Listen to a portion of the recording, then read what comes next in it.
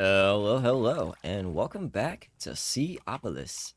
Last episode, we built up this huge ore processing monstrosity, and today we're gonna continue the monstrosity because we are gonna unlock lead today, which means we need to do more sieving, more ore processing, and it's gonna be fun time. Isn't that right, Mr. Chicken?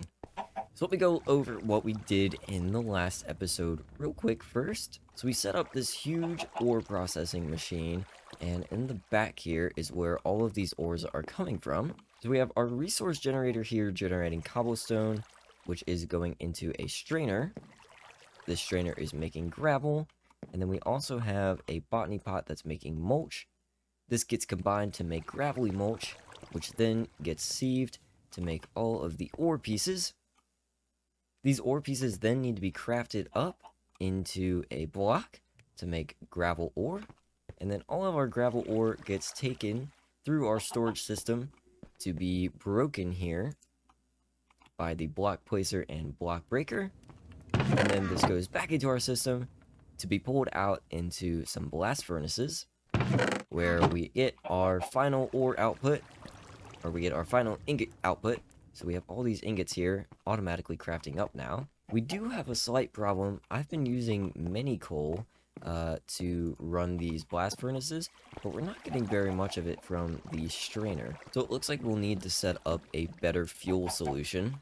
So I guess that's the first thing that we're going to do today. I am also going to try to clean this up eventually. I'm not sure where everything is going to go. Maybe I should just rotate this to be against the wall. That would work. Okay, after a severe amount of rearranging and cleaning up, I think we're good to go now. So the only thing I haven't done yet is starting to get our fuel set up. And I did add an extra blast furnace for when we start getting lead. So for our fuel setup, I believe what we're going to do is just use charcoal. We can do by automating these botany pots and just smelting some wood. Would you like to do that with me? Let's do that.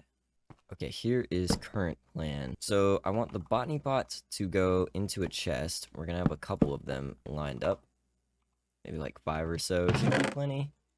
And then all the items are gonna go into this chest, which we're gonna pull out from with an inventory hopper, which will need a filter set to all of the items that the sapling will drop.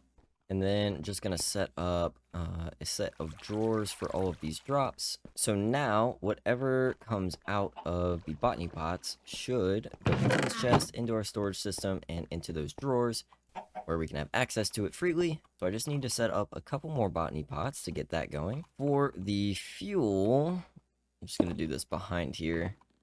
We're gonna take an inventory hopper and pull from our system at the top into the furnace, which is gonna pull out those blue logs, which we also need to go into either the side or the back of this here. Combining both of those together should get us some charcoal, which we can output from the bottom. I guess we could just do this into a chest.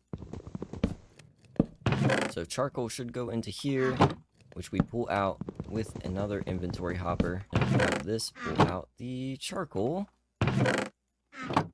And then this is going to go into its own drawer.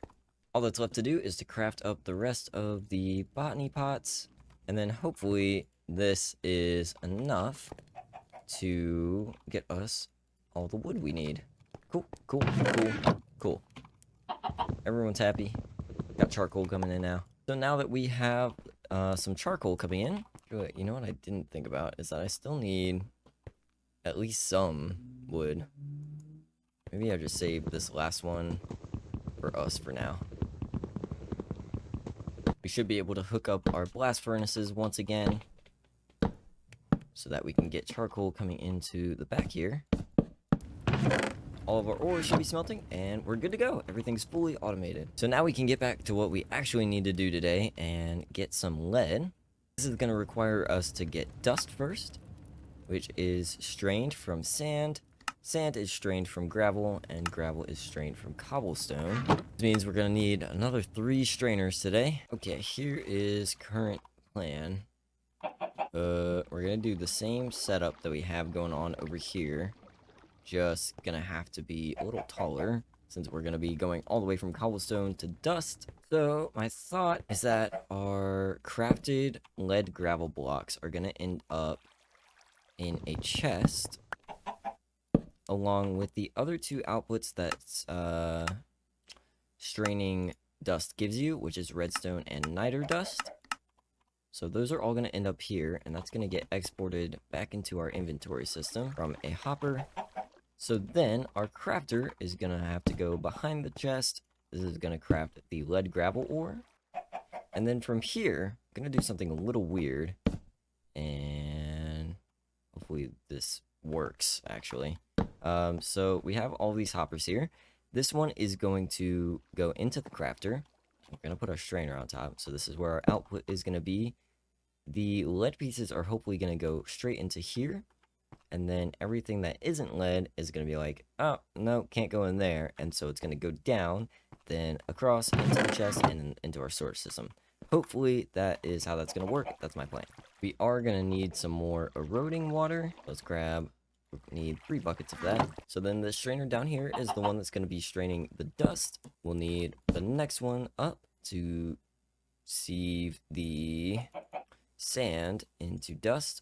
The one above that is going to be straining gravel into sand. Oh, do I need another one? Oh gosh, I didn't calculate for that. So I guess we'll need a 4th one going into this to strain cobblestone into gravel. And then the last thing we need is a resource generator. Boink, above a hopper going into the strainer. This is going to make our cobblestone. Oh, this doesn't look insane at all, but hopefully our cobblestone gets sifted into gravel. This goes into sand. This goes into dust. And then this goes into... What do you need? Oh, you just need water. You don't need eroding salt. Cool. Okay, I removed the hopper just for a second so that we can get our lead pieces situated in here. So then once we have this set up and turn it on, only lead should be able to go into here. Everything else should go into this chest. That's not good.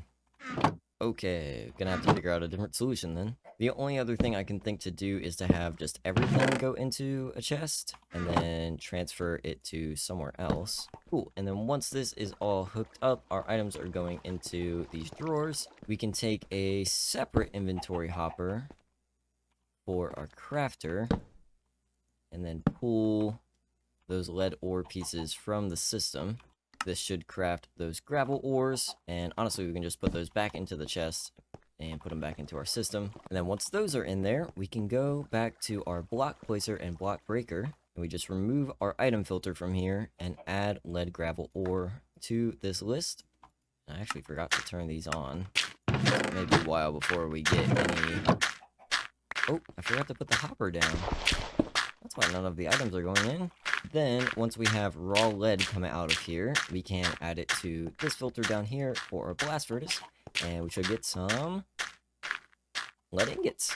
One thing you can do is attach a hopper and a chest on top of your block breaker, so just add a whole bunch of shovels so you don't have to worry about coming and replacing those, because they do run out a lot faster than you would think. One other little housekeeping item I'm doing is swapping out these last 2 saplings for black colored saplings instead.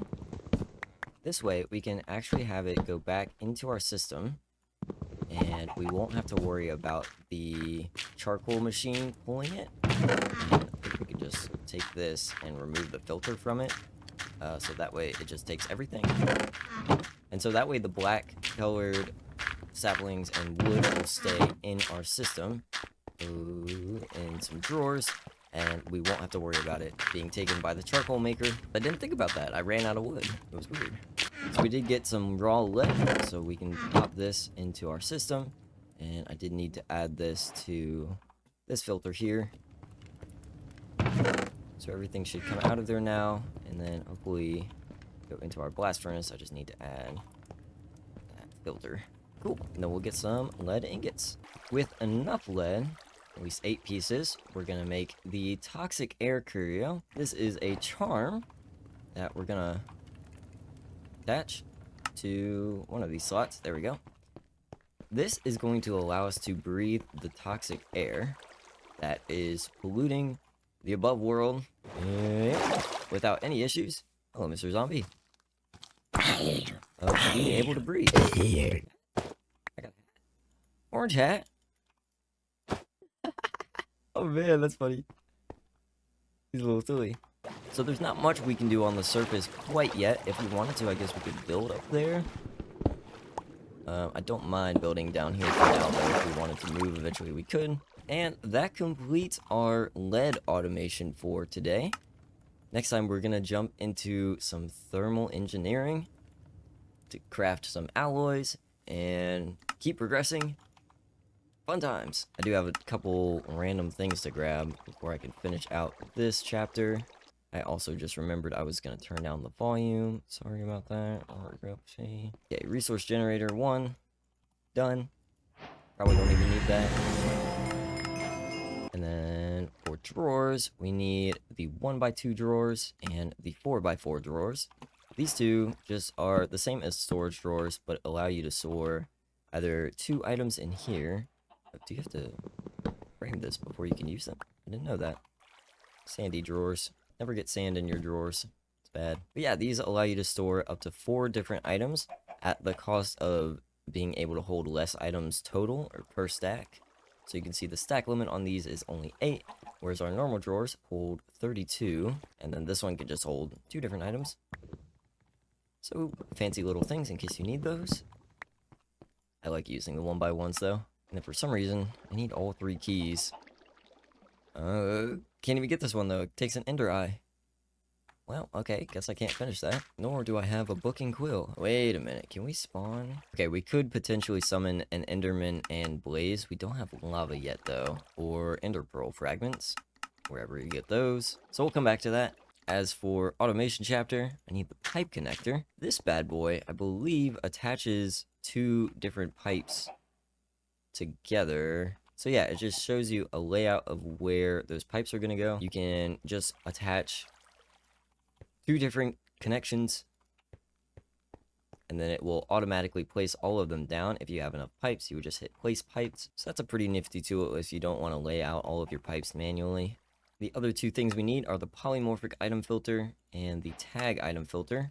I'm not sure in what case we would use either of these right now. For tags, I mean, we could, if we wanted to set a filter for like ingots only, we would just put this in here and then pick the one that's forge ingots. Yeah, that's the one. That's going to allow all of the items that are tagged under ingots to be inserted. So that's a pretty nifty tool too. The polymorphic item filter only allows inserting items that already exist in this inventory. I'm not sure where we would use that.